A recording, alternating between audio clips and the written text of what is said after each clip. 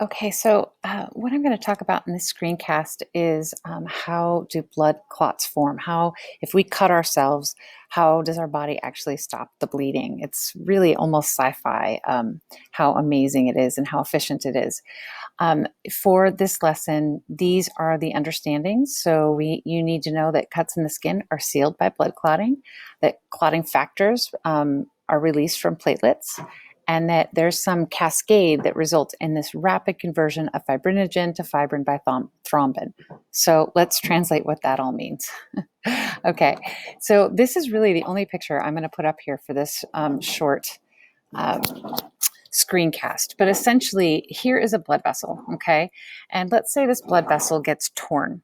And we've got a series of collagen fibers in our blood vessels, and those ripped collagen fibers, once they get torn, we have these little partial cells in our blood that's swimming around in our blood that will called platelets, and those will stick to that collagen, and they will release a chemical, getting a whole bunch more platelets to stick to it. So you see all these little purple things? These are the platelets. And so they're going to come in and they're going to stick to that little tear in the vessel.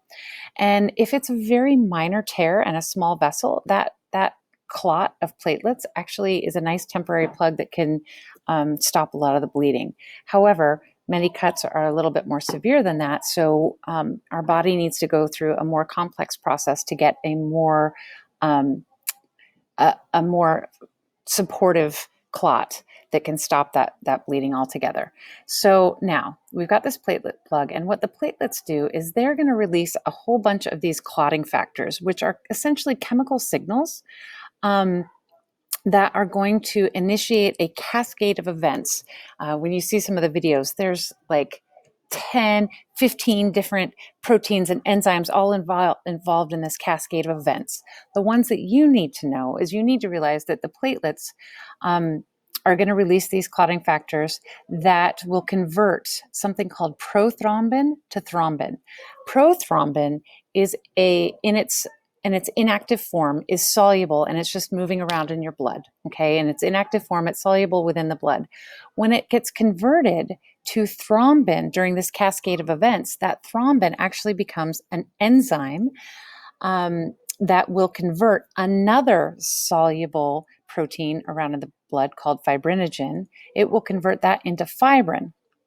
And fibrinogen is also coursing around, it's soluble, coursing around in the blood. And when thrombin converts fibrinogen to fibrin, fibrin is insoluble and it will come out in these long fibrous strings. So you can see these fibrin clots. Okay, so you get a cut. The collagen fibers will get some platelets to stick to it and a whole bunch more, forming a temporary platelet plug. But that platelet, those platelets are going to start a cascade of events that are going to convert soluble prothrombin to the enzyme thrombin. And then the thrombin is the enzyme that's going to catalyze the conversion of soluble fibrinogen to the insoluble fibrin, which is going to create this mesh form for the more sturdy clot. And then what happens is all the red blood cells and other things that are going through your blood, they're going to get stuck in there as well, forming a really nice matted structure. So you've got this woven fibrin with these other cells and things that are stuck into it, and that can form a clot that can really stop larger tears in blood vessels.